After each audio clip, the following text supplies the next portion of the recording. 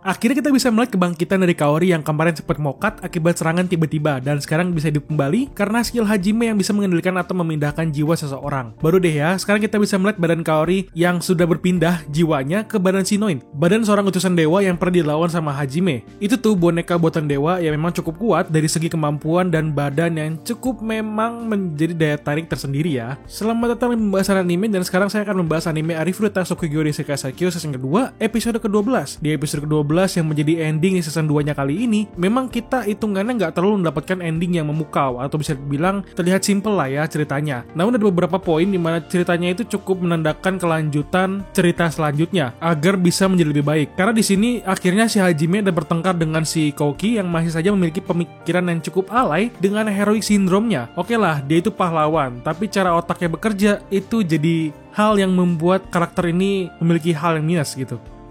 Di awal episode mulai kembali sebuah rekapan yang dibawakan oleh si Tuan Putri di mana dia menerima sebuah informasi dari rencana si Eri yang berkomunikasi dengan iblis dengan cara menyelipkan cara berkomunikasi dengan ras iblis di badan iblis yang pernah dibunuh oleh Hajime di season 1. Hal ini jadi semakin jelas kan bagaimana si Eri ini bisa menjalankan rencananya. Dimana saya juga mikir tuh gimana caranya si laknat satu ini bisa ketemu sama iblis padahal dia juga nggak pernah tuh keluar dari kerajaan. Ternyata semuanya sudah terjadi pada saat season lalu selesai, dimana si Eri diam-diam menjalin kerjasama dengan si iblis yang ternyata baru-baru ini terjadi. Apalagi di sini kita sudah dibuktikan juga dengan kemampuan si Eri yang sudah dapat memanipulasi mayat hidup menjadi bonekanya, di mana dia memang sudah membunuh Satria dan teman-temannya sendiri untuk mendapatkan sebuah pasukan, di mana dia juga ternyata sudah mendapatkan perjanjian untuk membebaskan Kouki dengan dirinya saja daripada iblis jika rencana mereka berhasil. Tapi untung saja kan rencana dia ini kandas digagalkan oleh Hajime. Terlebih ternyata cuci otak dan pembunuhan ternyata berbeda dari dugaan saya mengenai pelaku utamanya,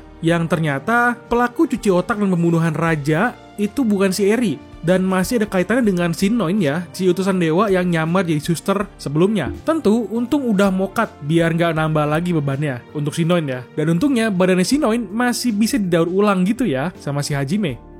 Karena dalam pertempuran hebat sebelumnya juga memang untung saja dari teman-teman Hajime hanya meninggal 2 orang saja. Tapi di sini gue bilang hitungnya cuma 1 orang saja yang meninggal, karena si Daisuke atau si cowok rambut merah itu bukan temannya Hajime lagi itu Maya, udah musuh lah kalau sekarang. Jadi yang meninggal itu cuma 1 aja, si cowok. Mungkin ada yang bakal bilang Kaori juga mati, tapi kenyataannya kan enggak, yang dia masih bisa hidup dan disembuhkan. Malahan sudah berhasil diselamatkan oleh Hajime dan kawan-kawannya. Setelahnya baru deh adegan berpindah ke adegan di mana kelompok Hajime yang mengungsi ke tempat gereja di Gunung Suci yang pernah dihancurkan oleh si Sensei. Di sini si Yue ada bilang ke Hajime untuk menemui si Sensei karena kemungkinan besar si Sensei ada mengalami trauma dan beban mental yang kuat, karena takutnya nantinya jika tidak diajak ngomongan serius sekarang ini, si Sensei bisa mengalami trauma yang berat. Lalu kenapa si Sensei bisa trauma jika nggak diajak ngomong? Karena seperti yang kita tahu ya teman-teman, bahwa si Sensei sendiri mengalami banyak kejadian setelah masuk ke dunia fantasi. Terlebih jika dilihat dari umur si Sensei sendiri yang adalah orang yang paling tua hitungannya dibandingkan umur-umur muridnya, meskipun badannya kecil ya, dia masih punya tanggung jawab juga menjadi orang dewasa di situ. Ditambah lagi dia ada merasa tanggung jawab penuh sebagai guru untuk membimbing murid-muridnya dari jalan yang salah, dimana hal itu cukup membebani pikirannya hingga dia merasa dia itu gagal menjadi seorang guru atau panutan di lingkungannya. Ditambah kejadian dari murid-muridnya sendiri itu nggak cuma luka loh muridnya, pada mokat semua masalahnya di sini. Ditambah dia udah diculik, disekap sampai merasa tidak bisa berbuat apa-apa. Dari situ saja si Sensei sudah merasa gelisah ya.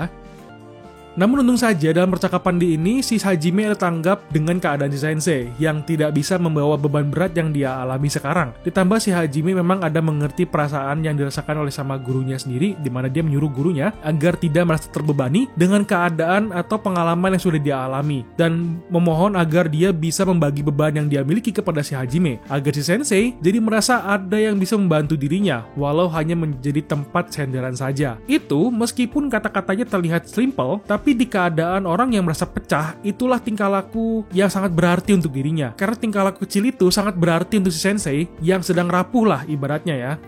Baru dia setelah menenangkan si Sensei, adegan berpindah langsung ke Yaegashi yang sedang berlatih tanding dengan Kouki. Dimana setelah latihan tanding tersebut selesai, Yaegashi langsung ke pojokan dan meratap langit, yang memang sering dilakukan olehnya setelah kepergian Hajime dengan Kaori yang terluka. Di sini Kouki dengan Tuan Putri itu cukup bingung ya dengan kenapa Yaegashi itu seperti itu tingkah lakunya. Hanya dari tandanya itu ya, si Tuan Putri aja tuh yang ngerti, tapi si Kouki yang bingung. Bener-bener masih jengkel gua dengan si pahlawan satu ini. Tetapi untung saja tiba-tiba tiba-tiba dari langit bisa terlihat kelompok Hajime yang sudah datang ke arena tempat mereka berkumpul dengan membawa kembali si Sensei dan Kaori sebenarnya, walau si Kaori itu datangnya belakangan.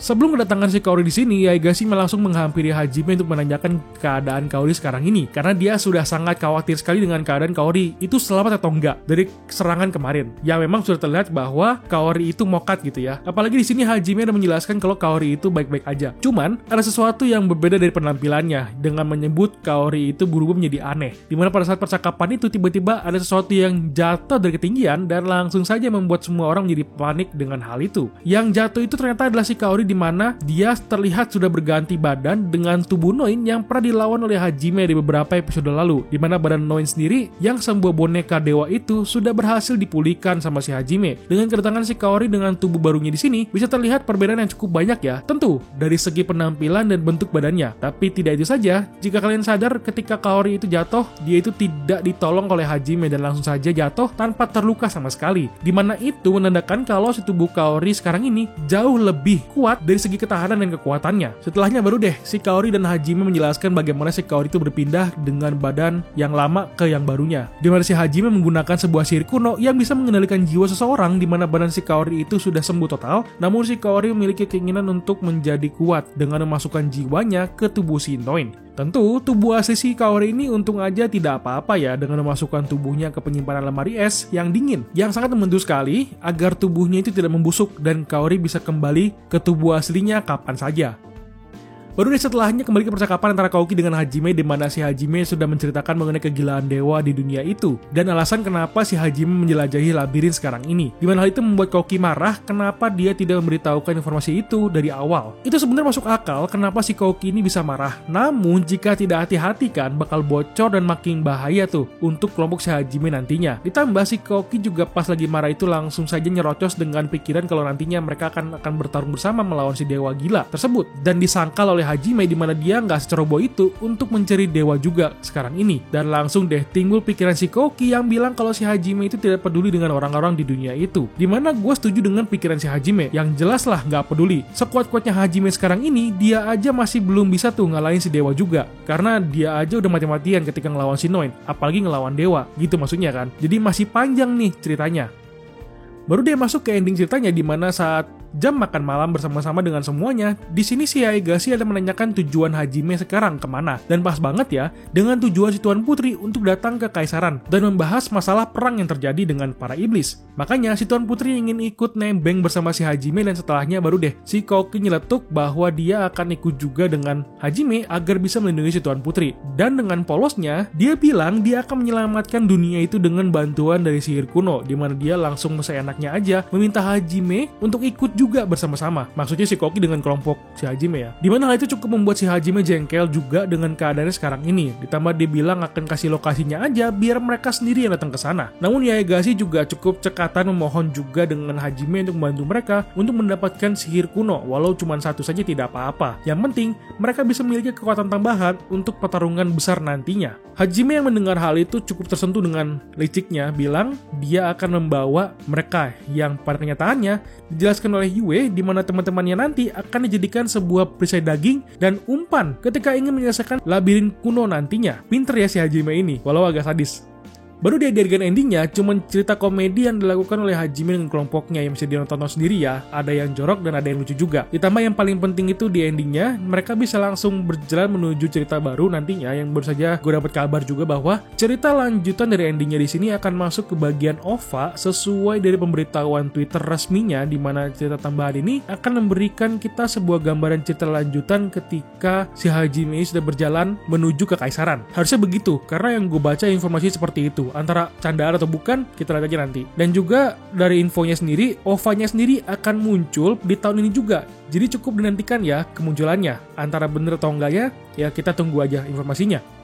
Oke, itu aja pembahasan mengenai Arifureta season kedua. Jika kamu suka dengan pembahasannya, silahkan di like videonya dan di subscribe channelnya. Lalu berikan pendapat kalian mengenai episode kali ini. Tulis komentar ya. Sampai ketemu di video lainnya. Thank you for watching and bye-bye.